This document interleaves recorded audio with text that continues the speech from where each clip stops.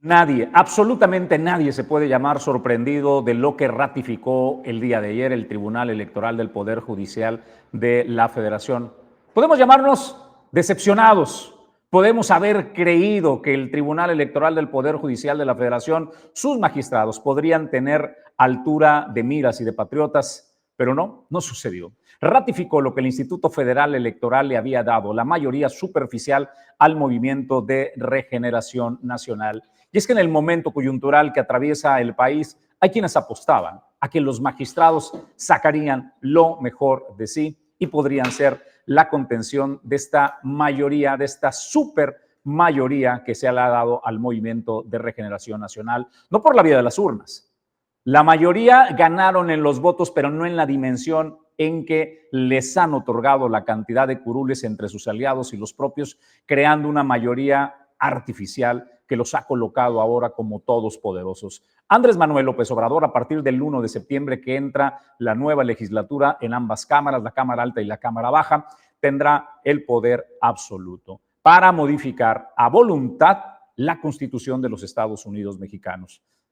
En reconocimiento y en descargo, nunca mintió.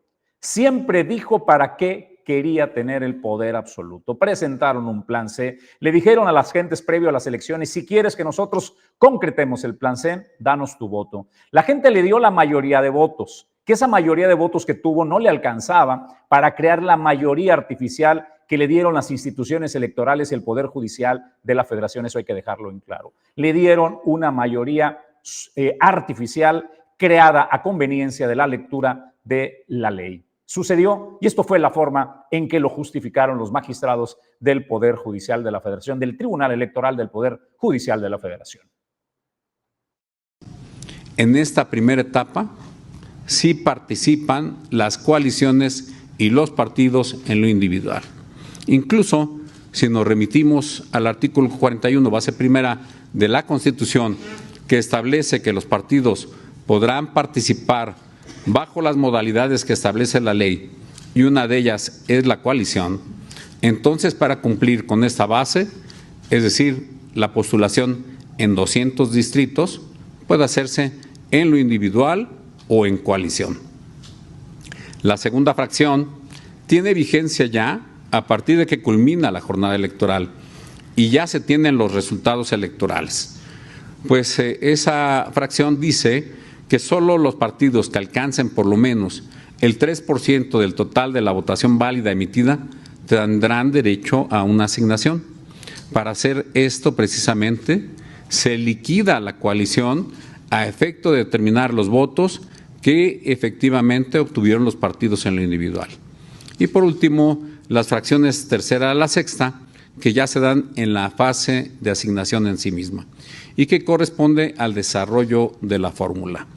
Esta, a nivel constitucional y legal, se hace, y enfatizo, por partido político y no por coalición. Como bien lo señala el proyecto, este pleno y las anteriores integraciones han sido consistentes en los criterios que se aplican para calcular los límites de sobrerepresentación, incluido aquel que determina que debe verificarse por partido político y no por coalición. En este punto, permítanme ser claro, a nosotros como Tribunal Constitucional nos corresponde dar certeza a las reglas del juego político, a las reglas que serán aplicables conforme con la definición que se acordó previamente, es decir, la estabilidad de los precedentes de este tribunal. No resulta razonable que cuando el resultado electoral ya se generó, nosotros acudamos como correctores de la voluntad ciudadana, como si supiéramos lo que en realidad quiso decidir. Pues, repito, ya existían reglas que exigían ser observadas y que no pueden ser modificadas, pues sus consecuencias también se encontraban identificadas a lo largo de las normas que ha emitido tanto el INE como las sentencias de este Tribunal Electoral. Bueno, pues ¿cuáles son los criterios? Fácil, ¿no? Además de los votos por coalición, también hay votos por los partidos políticos, es decir, cada partido también tiene derecho a sus propios diputados plurinominales. queda repartido las curules en el Congreso Federal? Bueno, pues de acuerdo a lo que aprobó el Instituto Nacional Electoral y fue confirmado el día de ayer por el tribunal, pues queda Morena, el Partido del Trabajo y el Partido Verde Ecologista de México logran 364 curules. De estas 364, 236 son para el Movimiento de Regeneración Nacional, 77 para el Partido del Trabajo y 77, disculpe usted, para el Partido Verde Ecologista de México y 51 para el Partido del Trabajo. ¿Cómo queda el Partido Acción Nacional? ¿Cómo queda el Partido Revolucionario Institucional?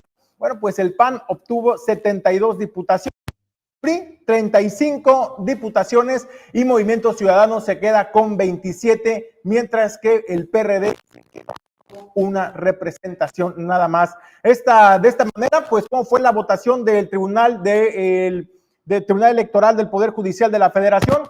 Mónica Soto Fregosa, magistrada presidenta del tribunal, señaló que el proyecto era coherente y consistente con el compromiso asumido por la Sala Superior desde 2019. Además, también había reconocido que la representación proporcional funciona como mecanismo para que las ciudadanas y políticos de las fuerzas políticas con menor votación accedan a las cámaras. Sin embargo, pues no fue así.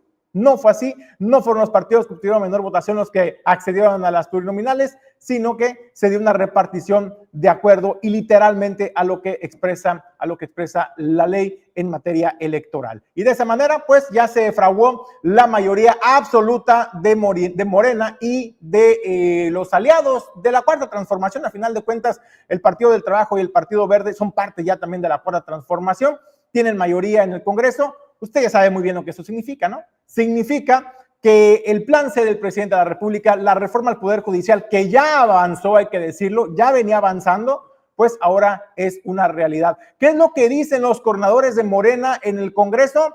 Anticiparon que será en la primera semana de septiembre cuando se pueda estar resolviendo la reforma al Poder Judicial de la Federación.